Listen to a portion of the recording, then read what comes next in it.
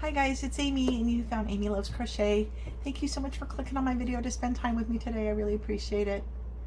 I made up some baskets for Halloween, some little candy dishes. I made them in all different sizes. I made them in all different color combinations. Like this little guy in the purple and green, like if you just had a couple pieces. Or all the way up to the big bowl that you're gonna have by your front door maybe. I really enjoyed this color combination. I kept going back to that one. All right, so come on down to the tabletop and let me show you how I made mine. These are a whole lot of fun to make. So whether you're going to be doing, just work in the round and have a rounded bottom for like a bowl, then that's one choice you can make. Or you can go in and do like I'm going to show you today and do this sort of footed bottom so that it's like the bottom to the basket. And you can use obviously any colors that you like. I like to use 3 strands of yarn. You can do more and go up with a hook size, but I like to use 3. And so for this project, I'm going to do the orange, green, and purple again. And I'm using an L 8mm hook. So with a magic ring, or you can choose to chain 3 or 4 and then join with a slip stitch to have a ring, but I'm going to go ahead and use the magic ring technique. So I lay the yarn over my hand like this, and from behind I pull the yarn up and wrap it over my 3rd finger here and cross over the first yarn grouping, and then I pinch there with my thumb to hold it tight, and then I hold my pinky over the working yarn on this side. And then I'm going to take my crochet hook face down and go under the first yarn and reach up, grab the 2nd yarn and pull it underneath. And then I come up with a twist. And we always do a chain 1 after a magic ring to secure it. And I just do that right while it's still on my hand. So you're going to go under the yarn that your pinky is holding there. That's your working yarn. And then pull that through. And that'll be your chain 1. And then you can let go and pull your magic ring a little bit tighter, a little smaller. All right, and then we're ready to get started. You're going to do 6 single crochets into the ring. 1, 2, whoops, I dropped the green. It's going to be one of those. It's very easy to drop these, so you have to make sure, keep your eye on that hook when you're pulling through to make sure that all of your loops are coming through. So there's 1, 2, 3, 4, 5, and 6. Whoops. And then pull that string to close the circle. I sort of give it a little zhuzh, help everybody get comfy where they're at. 1, 2, 3, 4, 5, 6, and then we are going to join. Let me come on in, whoops. We're going to join here with a slip stitch. That's your first stitch.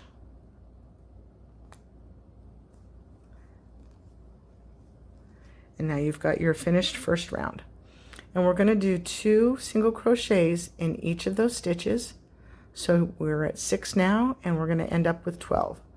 So go ahead and do a chain 1 to start your next round, and put 2 right into that same stitch. And I like to use a stitch marker, so let's go ahead and mark that first one so we know where we're at. So there's your first 2 in the first stitch, and we're going to do that all the way around. We're going to put 2 single crochets in each of those stitches.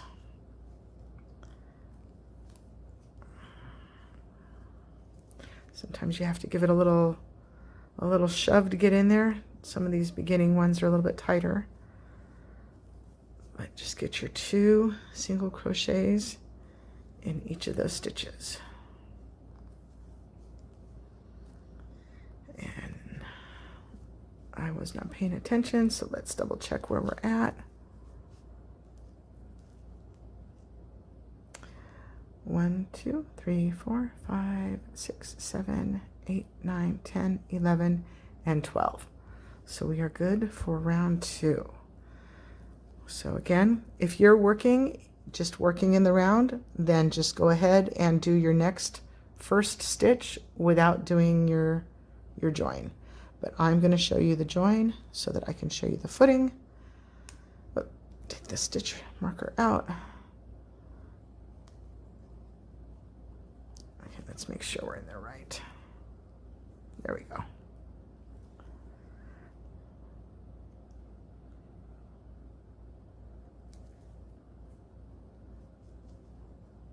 Okay, and then chain 1.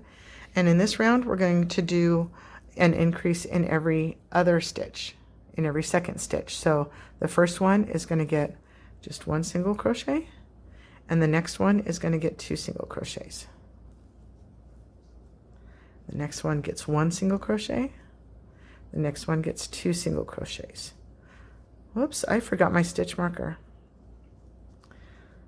Nobody told me I forgot my stitch marker. Okay, so here's 2, here's 1. That's where my first stitch is. Okay, so 1, 2, 1, and then this one's going to get 2. And just, whoops, continue that around this round. You're going to put 1 in this stitch and then 2 in the next stitch. And I'll meet you all the way back around at the stitch marker. All right, I made it back to my stitch marker, and now I want to count and double check my stitch count. 1, 2, 3, 4, 5, 6, 7, 8, 9, 10, 11, 12, 13, 14, 15, 16, 17, and 18. When you start with 6 single crochets, each time you increase in a round, you're going to have 6 more stitches. So there we are with 18, and then this next row we're going to have 24. So what we're going to do is do an increase. Add 1 more individual stitch before our increase. These are super long. I should cut those, sorry. The increase count, the repeat is going to go 1, 1, and then 2 stitches. So I have to finish this round first because I'm talking. So go ahead and join. Chain 1. And then we're going to go 1, replace your stitch marker, and then 1, and then 2, 1, 1, 2.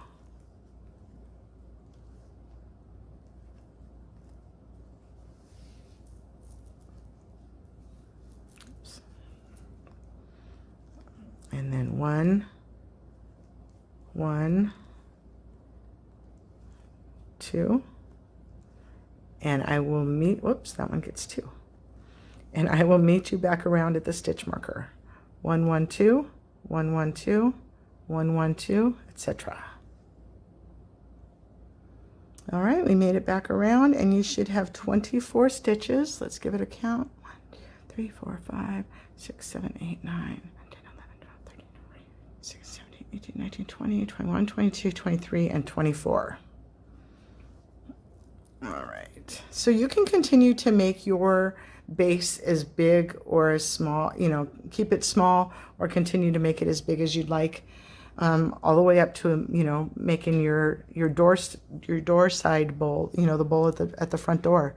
But this one I'm just going to keep a nice little, I like these little sizes that you can kind of just put on your desk or, you know, maybe give to a friend or whatever, and it's not too big. And so we're still going to join for this round. And then the thing that we need to do so that we can have this footing is a row of half double crochets. So decide how big, I guess I should say that part first. Decide how big you want your base to be, and then stop around and change from our single crochets to half double crochets because we need this special little stitch that's on the back. So I'm going to go ahead and do my half double crochet round next, and that's going to be, I'm not going to increase at all. Yes, I am going to increase. I'm going to increase 1 more. So we're going to do 1, 1, 1, and then 2. So at the end of this round, we should have 30 stitches. So go ahead and do a chain 1 as you were doing before, and then we're just going to do a half double right into that same stitch. And we're going to do a whole round of half doubles. And now this I can tell I don't need to put my stitch marker on there, but if you're still working in the round, you're not doing this step, so ignore that part. See, when there's so many different options, there's lots of different ways to go with this tutorial, and I want to make sure that you know you got options, and make sure you know I know you know I've got options.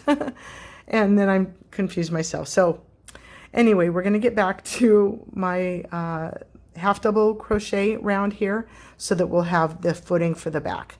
So this is going to be 1 1 1 and then 2. So there's, whoops, there's 1, that was the second one, the third one, 1 1 1, and now this one's going to get 2.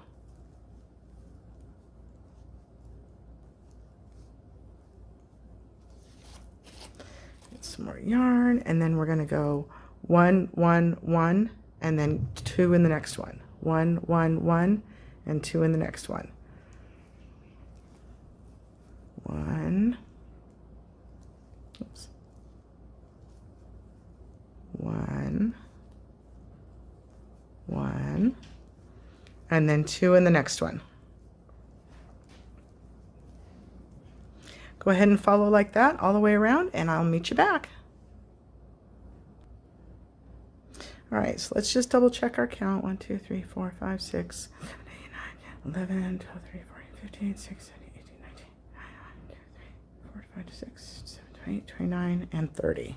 Okay, so this is where the fun starts in gathering our special loop with the to make the footing. So normally, I'm gonna grab my little stick here. Normally,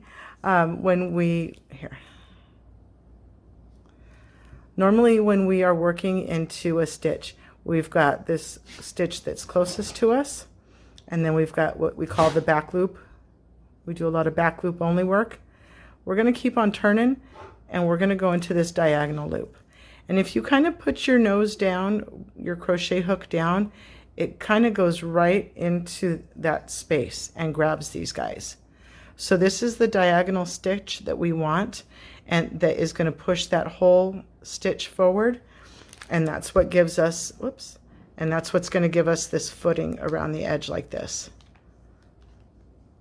which I really like. So here we are at this point. We're going to go ahead and slip stitch as we normally would to close the round. Come on, get in there. Whoops. Okay, get your chain 1 in there, and then this is where we came up with our chain 1, and we're just going to flip right over, and this first one's going to be a little bit tight, but trust me, go with it.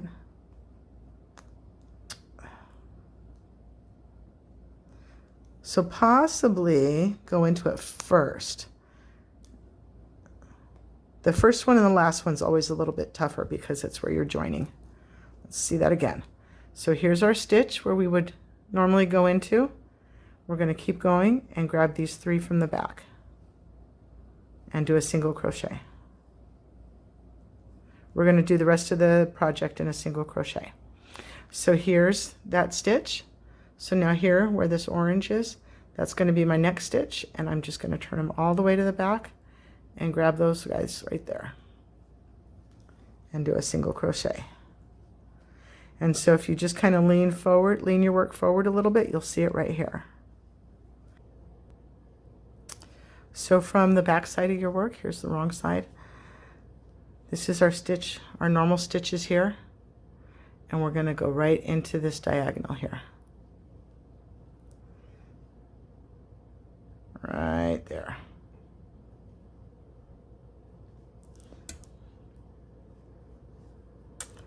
So here's our stitch right there. And we're just going to do a single crochet all the way around. And like I say, once you start working in it, the hand can just dig right for the right place, you know, and you can slip your hook right under the right spot. So you're going to do a single crochet in each of those spots all the way around.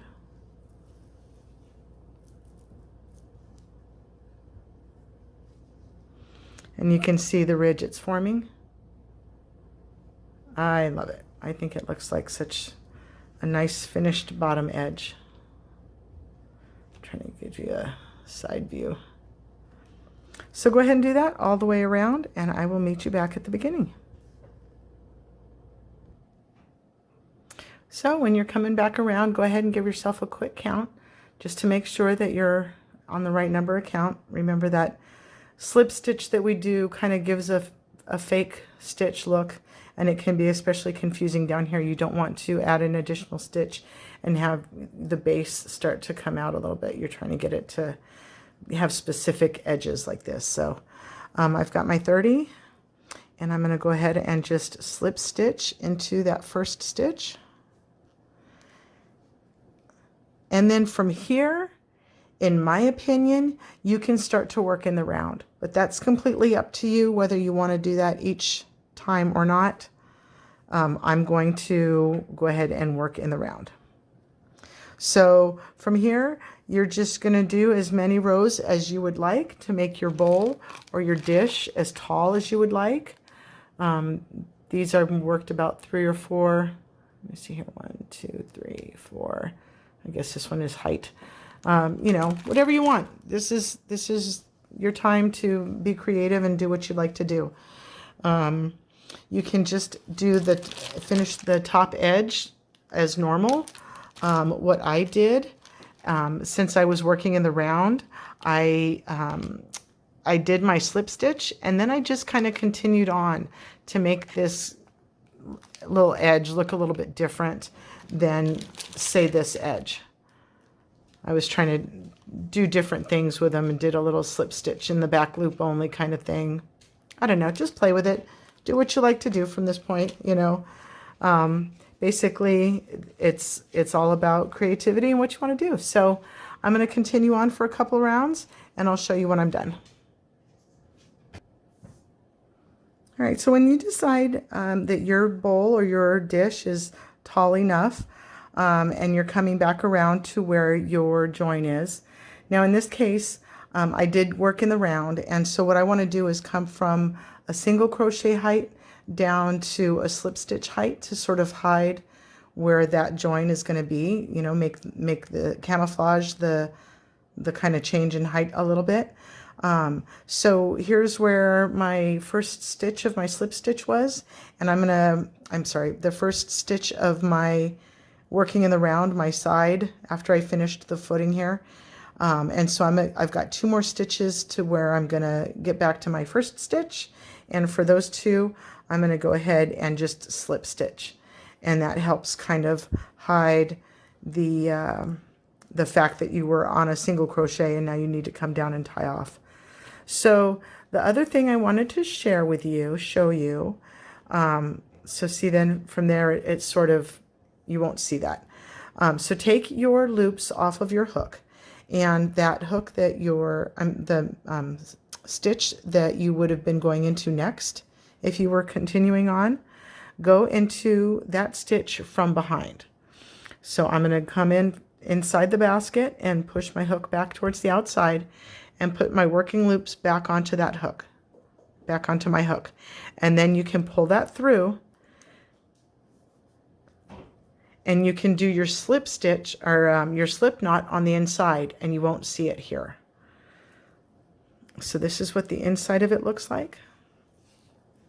Come on, just a little bit. So this is where I've gone into the back of that stitch, and I stuck my hook through, and I pulled the, whoops, I missed the purple one. Well, then I'll just have to show you again, won't I? Okay, pull that out. So here's where I was. I did my 2 slip stitches to pull my height down, and now this would have been the next stitch. Here's where my work is. My next stitch here, I'm going to go in.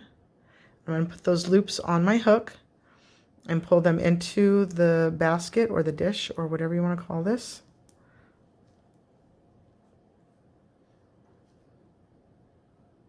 And then with your three loops are on the inside, and you can pull this to do your, I'm going to just do a chain to tie off like this. Oh, let me grab my scissors.